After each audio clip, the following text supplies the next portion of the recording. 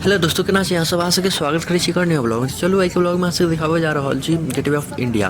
तो हम मुंबई दर्शन वाला बस में बैसल छियै। पिछला ब्लॉग इएह पर आयल छलै मुंबई दर्शन वाला बस के की रेट छै, कते टिकट लै छै, की सब सुविधा सब छै, केहन गाइड करै छै, सब चीज हम ब्लॉग डालने छी पिछला वाला। जे सब नहीं देखने हैं जाकर जरूर देखब। ऐसे जस्ट पिछला ब्लॉग वएह छै, मुंबई दर्शन वाला बस के ब्लॉग छै। तो ये देखियो कते मस्त मस्त बिल्डिंग सब छै, एक नंबर। मुंबई में अबती देरी कते मस्त बिल्डिंग सब छै। आब कनिके देर में उतरबे अपना सब बस में से। देखियो कते बढ़िया बढ़िया जगह सजायल छै, कौआ सब कते बढ़िया छै एकदम। हमरा तो बहुत नीक लागल सर। मुंबई आबे से पहले हमरा बहुत खराब छलै मुंबई के लेल सोच, जे ई बड़ कचरा शहर छै, बड़ भरल रहै छै आदमी सब से। ठीक छै देखियो। अब देखियो अहाँ सब बस में से उतर गेल छी हम सब। आब जा रहल छी हम सब गेटवे ऑफ इंडिया। तो अहूँ सब बनल रहू ब्लॉग में अंत तक, अहूँ सबके देखो के मिलत गेटवे ऑफ इंडिया।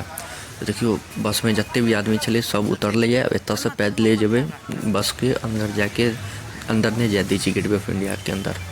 तैं बस एते लग गए। अब हम सब एतऽ से पैदले जेबे, कम से कम बुझियो 1 किलोमीटर से कमे हेतै, आधा किलोमीटर मान के चलू ना, एते हेतै। तब जते भी बस में आदमी सब छले सब उतरले, सब पैदल जेते अब बस में। देखियो कते बढ़िया बढ़िया बिल्डिंग सब, एक नंबर मस्त लगे छै बिल्डिंग सब देख में। हम तो पहले बेर मुंबई एलिए, हम अपन फर्स्ट एक्सपीरियंस बता रहल छी केहन छै नहीं छै।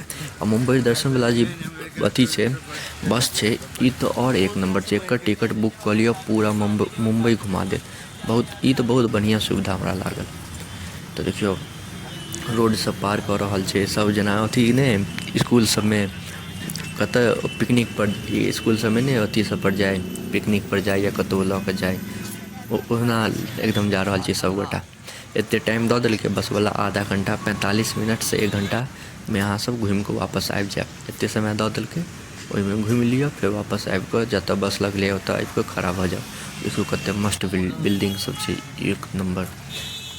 सोचलू अहूँ सबके देखा दिअ। एखन आबऽ में समय छै गेटवे ऑफ इंडिया।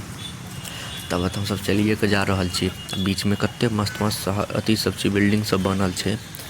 हमरा तऽ बहुत नीक लागल। पहिले हमर मोन में छलै जे मुंबई बेकार शहर छै, तते आदमी सब भरल छै, एकदम जाम रहै छै, बेकार शहर हेतै। लेकिन एक बेर हम मुंबई एलिए, मजा आबि गेलै। एते पेड़ सब, हरियाली सब देख कऽ, हर जगह गाछ वृक्ष सब लागल छै। बहुत नीक शहर छै, हमरा तऽ बहुत नीक लागल। एते साफ सुथरा शहर छै, देखियो कते मस्त मस्त पुराना बिल्डिंग सब छै। बहुत नीक शहर छै, हमरा तऽ नीक लागल। जते हम सोचै छलियै कि एते खराब हेतै से सब नहीं छै। देखियो बॉम्बे बड़ा सिटी सब छै, एकदम मस्त बिल्डिंग सब छै, कते मस्त लगे छै। मुंबई छै ये सपनों का शहर छै, एक नंबर छै। देख रहल छी अहाँ सब, बस देखैत जइयौ। एक बहुत एखन ब्लॉग आयत एहिपर मुंबई दर्शन पर, कते जगह जेबै घूमऽ लेल, हर चीज के। कियाकि लम्बा वीडियो भऽ जायत तऽ कनि छोट छोट कऽ कऽ 5-5 मिनट के हम डालब, जे आसानी से अहाँ सब देख लिअ और मजा लऽ कऽ देखू, जे एके गो लम्बा वीडियो नहीं भऽ जाए जे अहाँ सबके देखऽ में दिक्कत हुए।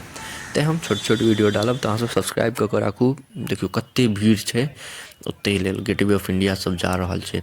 एते भयंकर भीड़ छै, बता नहीं सकै छी अहाँ सबके। तो ई ब्लॉग में हमरा नहीं लगे हम देखा पायब, मतलब ई वीडियो में। हम नेक्स्ट अहाँ सब सब्सक्राइब कऽ के राखू, नेक्स्ट ब्लॉग आयत ओहिमे गेटवे ऑफ इंडिया पहुँच गेल छी। अब गेटवे ऑफ इंडिया अंदरे जाके छै, ओहिमे देखायब अहाँ सबके बढ़िया से ताज होटल, गेटवे ऑफ इंडिया सब चीज। तब अहाँ सब सब्सक्राइब कऽ के राखू। अहाँ सबके हम मिलै छी अगला नेक्स्ट ब्लॉग में गेटवे ऑफ इंडिया के साथ। पहुँच गेल छी, देखै छी कते भीड़ छै। अब कनी मोबाइल सबके ठीक से राखऽ पड़तै, केओ हाथ से घीच नहीं ले। तब अहाँ सब जरूर अगला ब्लॉग जरूर देखब, अहाँ सब सब्सक्राइब कऽ के राखू। अगला ब्लॉग गेटवे ऑफ इंडिया पर आयत। तऽ अहाँ सबके एते देर तक देखऽ के लिए धन्यवाद। नीक लागत तऽ लाइक, कमेंट, शेयर, सब्सक्राइब जरूर करब। धन्यवाद।